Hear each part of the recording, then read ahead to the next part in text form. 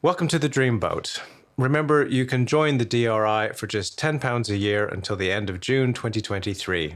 And you get access to more content, including videos and discounts for our events. It's a great way of finding out more about our work, joining our dream community, and supporting this podcast. Details are in the show notes. Welcome to the Dreamboat podcast, a place where we talk about everything dreamy. All you wanted to know about dreams and where you might find some answers. My name is Dave Billington, and I'm a psychotherapist, and I'm also director of the Dream Research Institute. And I'm joined by fellow psychotherapist Laura Payne. Hello, I'm Laura Payne, and I'm also part of the Dream Research Institute. And we're called the Dreamboat because we are actually recording our podcast on a beautiful canal barge here at Little Venice in London called the Boat Pod. We'll be looking at dreams, talking to guest experts, and answering your questions. Now, let's get on with the episode.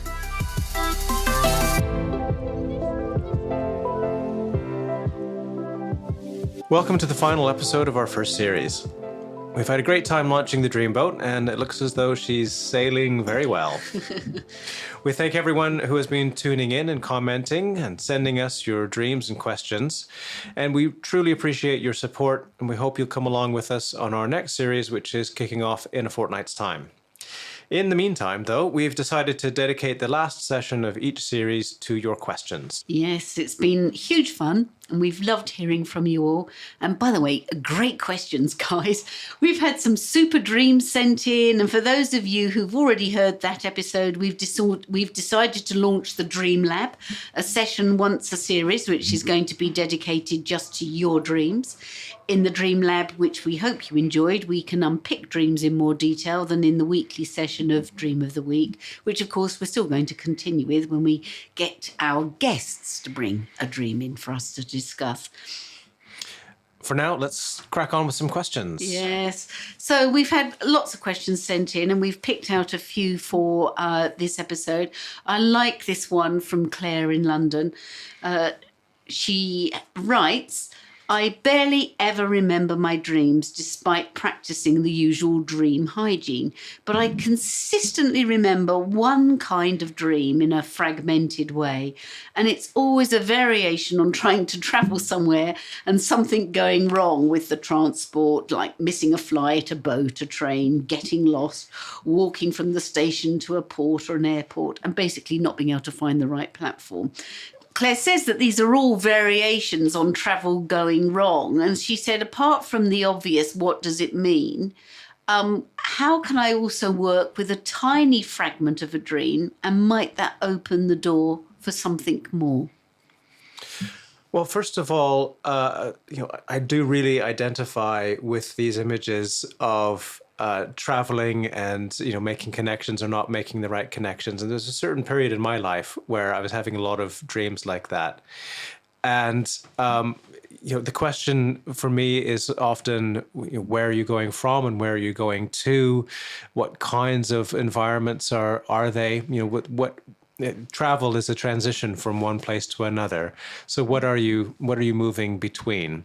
And, an airport, it's in the air element. If it's in a port, it's the water element. Yeah. If it's the train or the bus station, then you're traveling through the earth element. And those are very different experiences within our consciousness and within ourselves. So I'd be very interested in that. But what do you think about this idea about working with a fragment of a dream, Laura? As you know, I have a dream that I did actually take apart, and it came just from a fragment. I could only ever remember the fragment of the dream, and it was about a tooth that was like a Russian doll. And I spent a long time unpicking the dream from the fragment. And the more I looked, first of all, at the associations with the fragment, what I was associating with Russian dolls. At that time in my life, I had come back from Russia. It was a period of immense upheaval and change in my life. I had to go to the dentist, and it felt brutal and cruel, and I just felt I was under attack, as I did at that time in my life.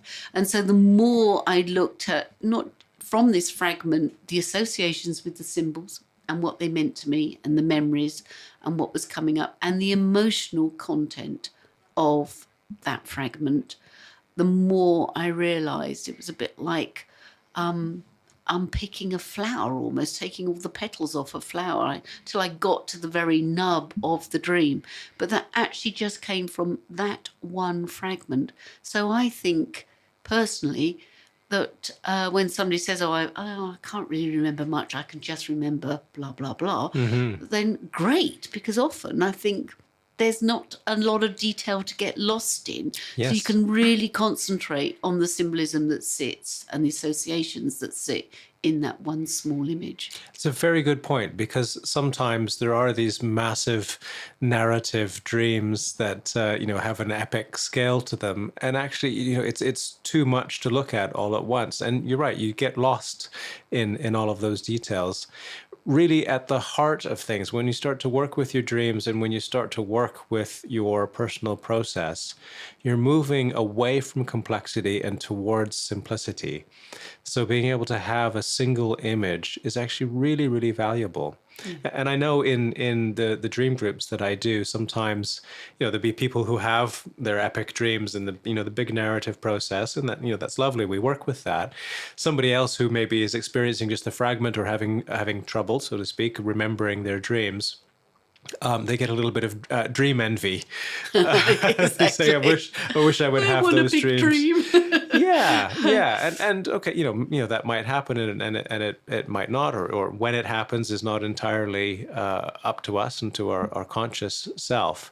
But I would say, that envy is displaced. That the dream you're having is the dream you're meant to have, and as you start to work with it, you will go deeper with that image, with that fragment, and it will wake up something else within you as you continue to stay with it. Exactly. That's what I often say to people I'm working with, dreamers I'm working with, whether they're clients or from other sort of dream work. In the end, the psyche in the dream is knocking at your door and it's offering you this image. If you ignore the image and you don't do anything with it, then it'll keep throwing up others. But the minute you work with something significant, even if it's just one image, the psyche almost does the hurrah! Oh, Yeah. I'll give you something bigger now. Yeah. And so if you are having problems remembering your dreams, don't be put off by just having one fragment. Keep with it. Work with it.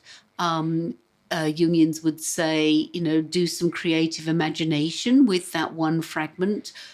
You can't beat drawing something. It's a great way of bringing something alive. And the inner self, the psyche, then thinks and feels a little bit more heard and seen, for want of a better description, and might enable you to remember more of the next dream. Yeah, very well said. The other part that I like, I'm intrigued about this dream from Claire, is, as you talked about, the notion of travel. And very often different modes of travel are about the sense of self. We often see when people present dreams, something like a car or a train, as Claire says. And what I find interesting is often our sense, the Freudians would call our ego sense of travelling through the world. It's the container for the sense of self. And so, as you quite rightly put, where are you going? Where are you coming from? That's quite interesting. Is this a journey that might involve some transformation? But also taking the sort of symbolic part, taking the symbolic and putting the symbolic part aside. We often have these psychological dreams that keep coming back around and around that are associated with stress and anxiety in some way. And they're dreams that hold the stress and the anxiety of the day that are just basically being processed during the night for us to deal with it in some way. Yeah. The other thing that comes to mind for me is there's a lovely quote. I think it's Edward Edinger quoting Jung. He says, the unconscious approaches the conscious mind with the same attitude with which the conscious mind approaches the unconscious. So the same attitude that we bring to understanding our inner selves, we are met with that attitude coming back to us. So when we have a fragmentary dream, there's something that's there and we dismiss it. then we're sort of saying, no, we're not interested in that. We're not interested in what has been offered to us from the unconscious. But if we're curious about it, we'll find that that same curiosity is being directed towards us from the unconscious parts of ourselves. Well, that's lovely. I really like that as a quote. And again, thank you, Claire, for sending in this wonderful question. It's a question I know that a lot of people will relate to. Absolutely. I've got another question. This one came from Christina on Instagram. Christina is a therapist who trained as a dream guide. And she says, I notice that we often ask, how did you feel when you woke up after a dream? And how does the answer inform your understanding of the dream? Which is a good question again, isn't it? It's a good question. I like it a lot because it is something we ask. And again, I would say part of that is the psychological function of dreaming, whereby we're processing complex emotions that have arisen during the day. And the dream is often crystallizing that emotional space for us. And when we wake up, how we felt during the dream can often give us an idea or a steer on psychologically what was happening in the dream for us, more than perhaps some of the images and the content. I would also refer Christina and anyone back to our first episode with Dr. Hamilton, which was on symbols in dreams. And Nigel, Dr. Hamilton, talks about the origin of dreams in the psyche, and the idea that it is the feeling that initiates the dream. In our minds, in our brains, we have all of the imagery that we experience in life and that we've experienced in the day. But the feeling comes up, and that is, whether it's from a spiritual or a psychological source, that is what stimulates the dream, and it begins to take the form of the images that are readily available in our minds. So when we wake up from a dream, and when we're working with a dream, we're curious about the origin of this dream. And the origin, from this perspective, is a feeling. It's not necessarily, it's probably not a thought. The thought comes after the feeling, which is, that part of our consciousnss, the cognitive thinking egoic part, that's the kind of the top layer of our consciousness. And it does sort of come last in the order of things. The level of our being, the level of our processing, our consciousness that goes much deeper is connected to images, and at its depth, it's feeling. And even beyond that, there's the feeling that doesn't have a form, that isn't connected to images. And we often experience that as a combination of light and sensation in its purest form within the depths of consciousness. And that sometimes appears in our dreams as well. Yeah, nicely put. The other thing I was thinking was the whole notion of the mind-body split, particularly in the West. We see a lot of clients and people who, they have divorced themselves from the feeling state. Yeah. The mind is, still king. And by saying to somebody, well, how did you actually feel when you woke up? You're often helping them reconnect with something that they have separated themselves out from. Yeah, yeah. The dream's offering that back, which is really powerful. And I was also thinking, again, looking back at the episode with Dr. Nigel Hamilton on the waking dream technique, again, he likes to locate the feelings and teaches how we locate the feelings within the body of the dreamer, so that some form of crystallization happens at the end of the dream, where feelings that might be dissociated from are brought back in and given proper recognition, but within the body. Yeah. And I know that you work like that as I do, and it feels a really important part of remembering that. And so, if you wake up and you're curious about a dream, always ask yourself first, actually, how am I feeling at the end of this dream? Yeah. It will give you a big steer on how to approach the rest of the material around the dream. Yeah, it really is at the heart of things. And it's feeling in the sense of emotion, but it's also feeling in the Jungian idea of the feeling function, that part of us which lets us know what's right for us, what's not right for us. How do we feel about it in So any the given moment? intuitive function around there as well. Yeah. Sometimes we need to cut the brain out. I was thinking of Dr. Hamilton's example of the woman who dreamt that she was being beheaded, and because she had a very heavy thinking function, was always asking why, and how it was transformative once she had that dream. And with the waking dream technique, how he worked with her to sort of be more in touch with the feeling intuitive functions. It's a great example of that at work. It is. So here's another interesting question. I have woken for as long as I can remember feeling afraid. Back to the feeling and when you wake up.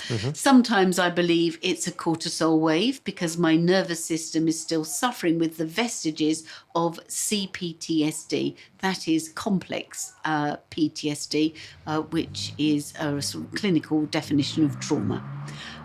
So traumatic stress disorder is what PTSD stands for.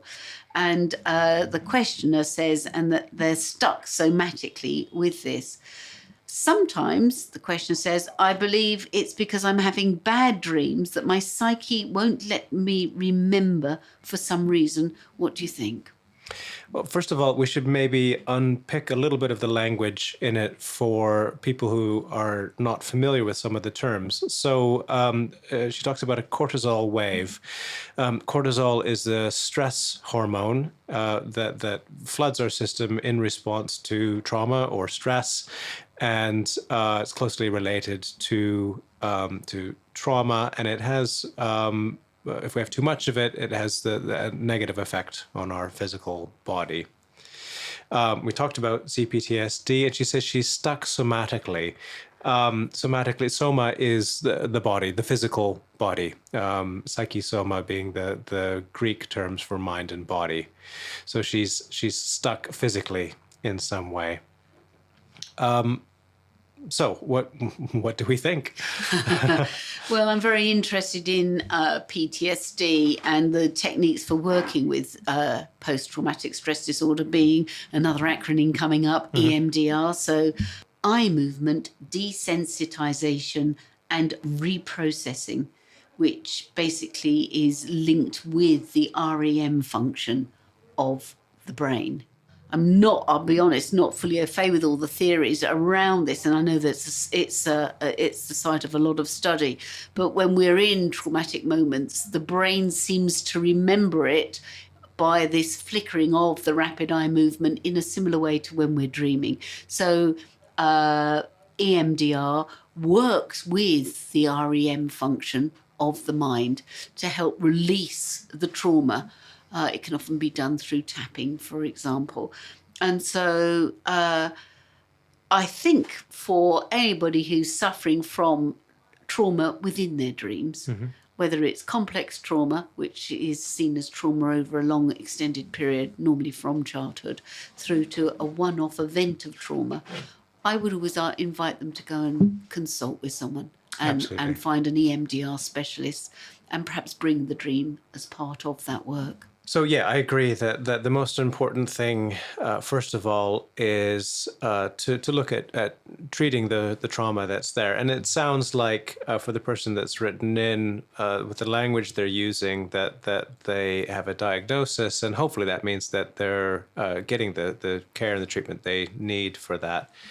Another interesting thing to look into around this is image rehearsal therapy, which has some close parallels with the waking dream process that we work with. But it was designed from a psychological perspective directly for working with trauma, which often is expressed as dreams. So people with PTSD, they will often have dreams where they're reliving the traumatic incident. Now, I know with CPTSD, there isn't necessarily an incident. It's about an ongoing situation. But in image rehearsal therapy, you will write out what the dream is or what the situation is and all the feelings that are there. And then over time with a therapist, you work on finding out what would be a better outcome. So as you see this incident or the set of things happening that would bring about the feelings of panic and fear and that the trauma will instigate, you find some way of finding a different path. And you talk that through, and then you do active imagination. You go into a meditative state, you picture this happening, and you picture yourself finding a different route out of that dangerous situation. And what happens then is when it appears in dreams that you're able to, well, almost like with a lucid dream, you're able to make a different choice and steer in a different direction. And we see that people stop having these incidents of waking up with panic from a trauma-related dream. That's lovely. I really like that as a technique. And again, finding someone who's an expert in that area to guide you properly would be the best advice. Yeah, yeah. But overall, if you can find ways of working with it, if you're working with a good therapist already, finding ways of being able to ground yourself so that the feelings, the emotions, and the intensity that's there with the dream and the trauma, that they can be felt and then released, rather than being stuck in a loop and coming back to them again and again. Yeah, nice. Okay, so we had a couple more questions from Instagram. First one, very simple. Stories and Stars on Instagram asked, dream telepathy, thoughts?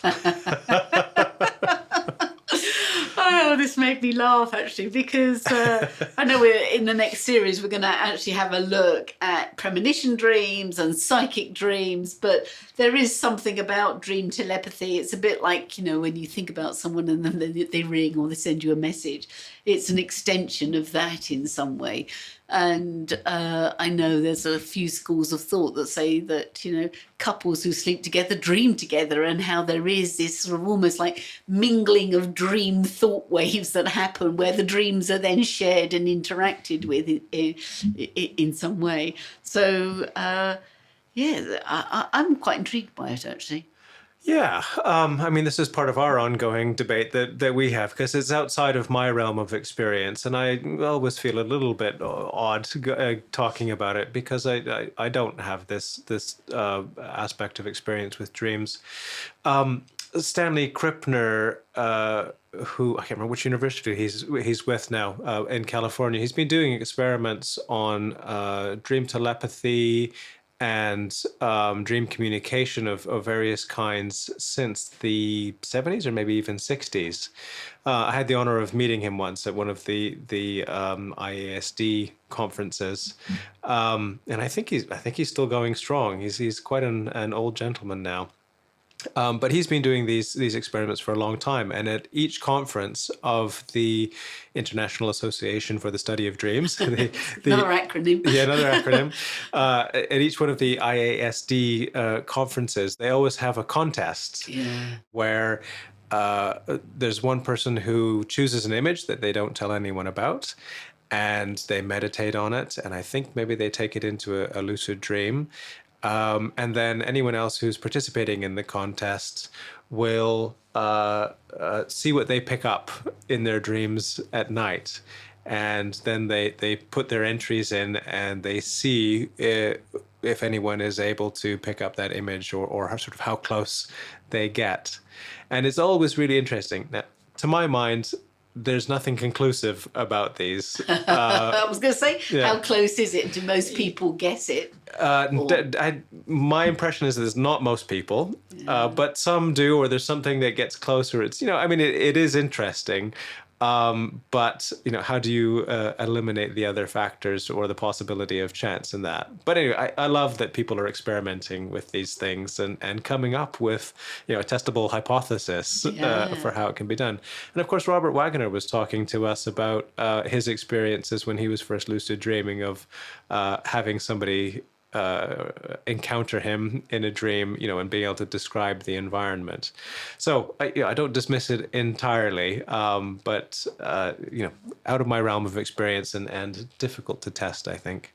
Well, Instagram question of many thanks, because I think what I'd add on the back of that is to be continued. Actually. Absolutely. Definitely a full-scale episode in the next series. Yeah, and look into the work of Dr. Krippner and his many students over the years, because they've been doing some fascinating work. So we had another one from Instagram. So this is from Fire into Air on Instagram, who asked, can a dream ever be of absolutely no consequence and devoid of significance? I remember saying this to my therapist once, and she just burst out laughing. She said, how long have you been working with dreams, Laura? Oh, I don't think it's part of my process. Yeah, she laughed like that a bit. Yes, my answer is no. I don't think it's devoid of significance, but over to you, Dave, on that one. Well, I always say, this maybe goes back to the question that we had about a fragment of a dream as well. Any part of a dream, anything that comes up, it's a little thread. And when you start to pull that thread, it leads us, if we keep following it, it leads us through all the depths of consciousness. Yeah, through the Minotaur cave. Absolutely. Yeah. In the labyrinth. Yeah. It makes me want to kind of push back on the question and say, well, is there any moment of your waking life that could be completely devoid of consequence? And I think a lot of it comes into, how do you look at it? Yeah. Meaning is something that we bring to life and bring to our experiences because we pay attention, and with the quality of our attention. So it doesn't mean that every dream is absolutely earth-shattering or is going to provide guidance for the next stage of your life or give you a profound insight. But it is something being reflected back to you. And even having boredom reflected back to you is really useful. Yeah.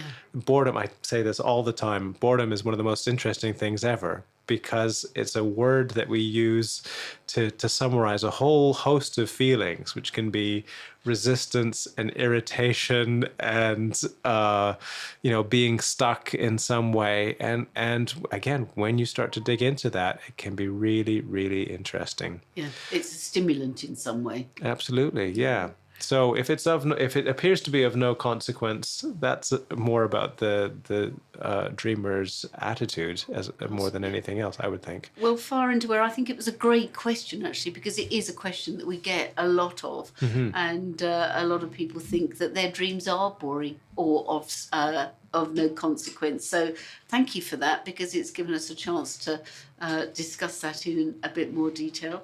And I think in terms of questions, that's about it for today. I think it's a good place to wrap up. It is, yeah. And yes, thank you for joining us. This is episode 10 out of the first series. Yep. We're then going on into the second series with, I think we've hinted already a lot more material that we're planning to bring to you. So more on lucid dreaming and on the symbols and looking at psychic dreams and premonition dreams. We've got a lot lined up for you in the next series. But thank you for joining us in this series.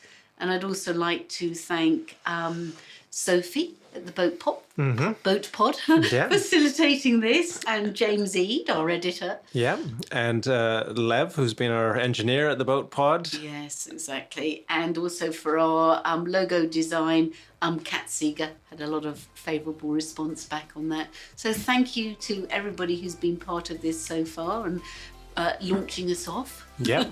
And here's the next series. Sweet dreams. Thank you very much for listening, everyone. And keep dreaming and keep sharing your dreams. So, thank you for joining us for this week's episode. Don't forget to like us and leave comments on your favourite podcast platform. As I'm sure you know, that's the way we build an audience for the Dreamboat podcast and also to spread news about dreaming. And as we said, there are many ways you can share your dreams at the DRI, the Dream Research Institute. Yes, we have courses, events, and workshops, and we want to hear from you.